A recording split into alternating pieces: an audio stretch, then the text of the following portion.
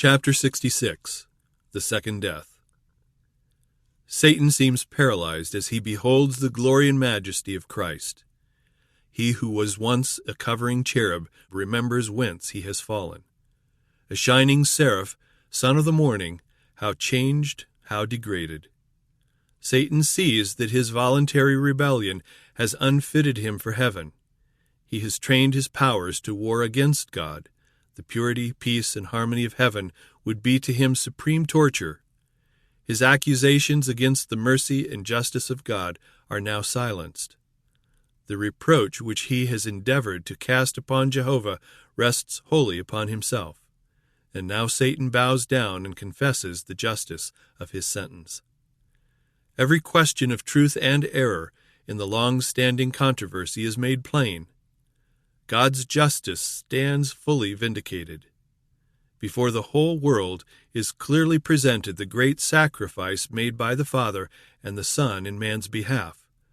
The hour has come when Christ occupies his rightful position and is glorified above principalities and powers and every name that is named. Notwithstanding Satan has been constrained to acknowledge God's justice and to bow to the supremacy of Christ, his character remains unchanged. The spirit of rebellion, like a mighty torrent, again bursts forth. Filled with frenzy, he determines not to yield the great controversy. The time has come for a last desperate struggle against the King of Heaven.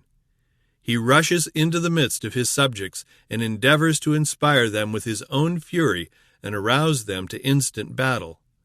But of all the countless millions whom he has allured into rebellion, there are none now to acknowledge his supremacy. His power is at an end. The wicked are filled with the same hatred of God that inspires Satan, but they see that their case is hopeless, that they cannot prevail against Jehovah. Their rage is kindled against Satan and those who have been his agents in deception. With the fury of demons they turn upon them, and there follows a scene of universal strife. Fire from heaven. Then are fulfilled the words of the prophet.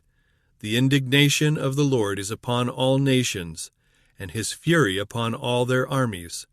He hath utterly destroyed them, he hath delivered them to the slaughter. Isaiah 34, verse 2. Upon the wicked he shall rain quick burning coals, fire and brimstone, in an horrible tempest. This shall be the portion of their cup. Psalm 11, verse 6. Fire comes down from God out of heaven. The earth is broken up. The weapons concealed in its depths are drawn forth. Devouring flames burst from every yawning chasm. The very rocks are on fire. The day has come that shall burn as an oven. Malachi 4, verse 1. The elements melt with fervent heat. The earth also and the works that are therein are burned up. 2 Peter 3, verse 10. The fire of Tophet is prepared for the king, the chief of rebellion. The pile thereof is deep and large, and the breath of the Lord, like a stream of brimstone, doth kindle it. Isaiah 30, verse 33. The earth's surface seems one molten mass, a vast seething lake of fire. It is the time of the judgment and perdition of ungodly men, the day of the Lord's vengeance and the year of recompenses for the controversy of Zion. Isaiah 34, verse 8. The wicked receive their recompense in the earth. They shall be stubble, and the day that cometh shall burn them up, saith the Lord of hosts. Malachi 4, verse 1. Some are destroyed as in a moment, while others suffer many days. All are punished according to their deeds.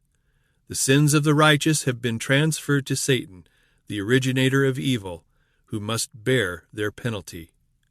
Thus he is made to suffer, not only for his own rebellion, but for all the sins which he has caused God's people to commit. His punishment is to be far greater than that of those whom he has deceived. After all have perished who fell by his deceptions, he is still to live and suffer on. In the cleansing flames the wicked are at last destroyed, root and branch, Satan the root, his followers the branches. The justice of God is satisfied, and the saints and all the angelic host say with a loud voice, Amen.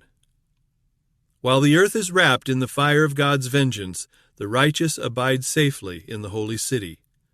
Upon those that had part in the first resurrection, the second death has no power. Revelation 20, verse 6. While God is to the wicked a consuming fire, he is to his people both a sun and a shield. Psalm 84, verse 11.